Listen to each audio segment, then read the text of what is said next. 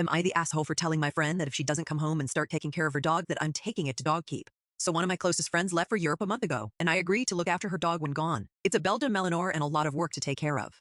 It needs bite training, walks, specific food I have to prepare, and occasionally bites melts furniture and other stuff around the house. While on holiday, she has met a guy that she is obsessed in. I am really happy for her truthfully, but she has extended the holiday 2x so far, first for 10 days, then another week.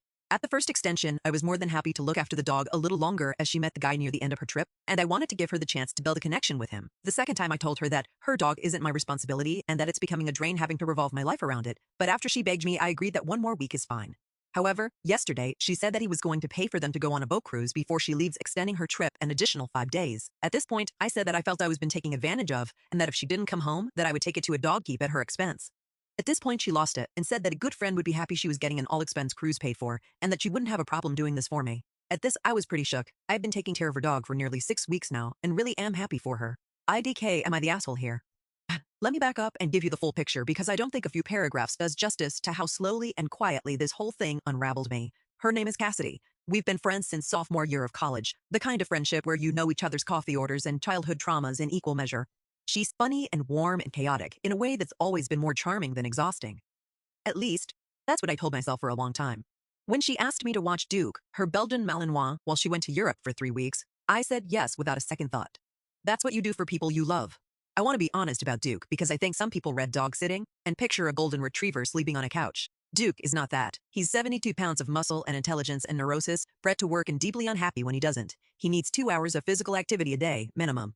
He needs specific protein ratios in his food. Cassidy left me a laminated sheet, which I initially found charming and now find bigly insulting. Like she knew exactly how complicated this was going to be and decided lamination made it acceptable to hand off.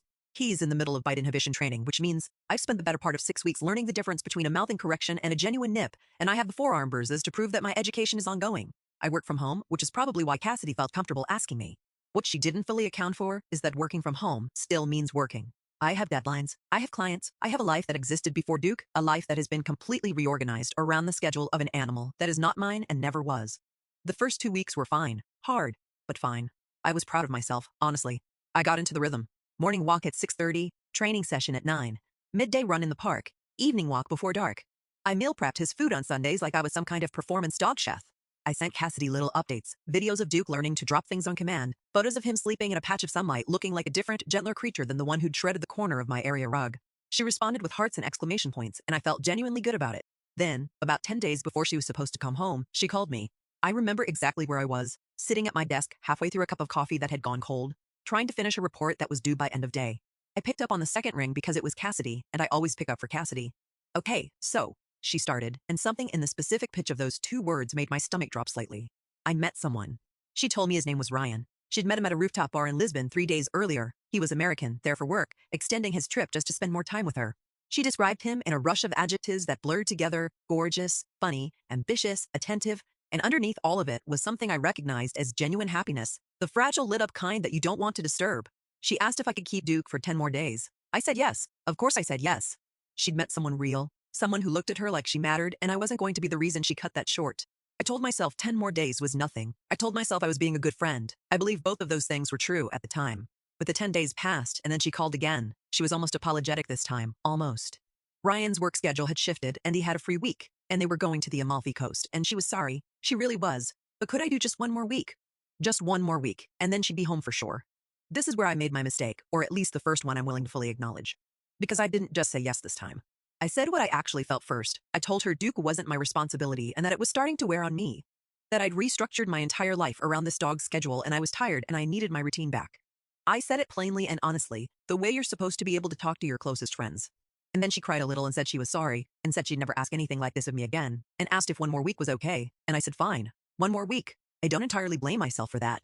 Boundaries are only as strong as your ability to hold them, and when someone you love is crying and happy and asking you to be generous, the calculus gets complicated in ways that are hard to explain without sounding weak. I'm not weak, I just love her. Loved her. I'm still working out. Which tense is appropriate? The week passed. I was counting days by that point in a way I hadn't been before. Not with excitement, but with the dull focused energy of someone who just needs to get to the finish line. I was behind on 2 client projects. I'd had to cancel plans twice. My apartment, which is not large, now smelled permanently of dog, and there was a gouge in my baseboard from where Duke had decided it was a chew toy at 2 in the morning. I sent Cassidy a photo of the damage as a joke, mostly. She sent back a crying laughing emoji. Then yesterday happened. She called in the late afternoon, and I could hear it in the silence before she spoke. That specific quality of hesitation, that means someone is about to ask you for something they already know is too much. Ryan had planned a surprise, she said. A boat cruise, 5 days, all expenses paid, before she flew home. She was telling me, not asking me. Or that's how it felt, like the asking was just a formality she was getting through before celebrating. I felt something shift in me. Not dramatically, not all at once, more like the way ice cracks before it breaks, a sound more than a sensation. I told her I felt like I was being taken advantage of. I told her that if she extended this trip again, I was taking Duke to a boarding facility and sending her the invoice. I kept my voice level. I'm proud of that, actually. I didn't yell. I didn't cry. I stated facts. What happened next is the part that keeps replaying in my head. She lost it. Not a little, not in a way that was sad or hurt. She was angry. She told me that a good friend would be happy for her. She said she wouldn't have a problem doing this for me, that she'd be glad to. That the fact that I was making this about a dog and not about her happiness said something about me. She used the phrase, "Your priorities are telling." And I had to actually set my phone down for a second to absorb that. My priorities. 6 weeks of my life. 6 weeks of 6:30 alarms and meal prep protein and forearm bruises and canceled plans and a gouged baseboard and a work calendar that looks like it was rearranged by someone who hated me. My priorities. I picked the phone back up and I told her I was genuinely happy she'd met someone wonderful, that I meant that without a single reservation, but that happiness for her and exhaustion for myself could coexist in the same chest without one canceling the other out. I told her that a good friend doesn't get to define what a good friend looks like when they're the one who's been gone for 6 weeks. She hung up. Not slammed down, we don't have landlines anymore, but she ended the call, which in 2024 carries the same weight. And then she didn't text. Not that night, not this morning. Duke is asleep at my feet right now as I type this, doing the slow rhythmic breathing of a dog who has no idea he's at the center of a friendship. I'm not sure survives the next week. Here's what I keep circling back to. The thing I can't quite resolve.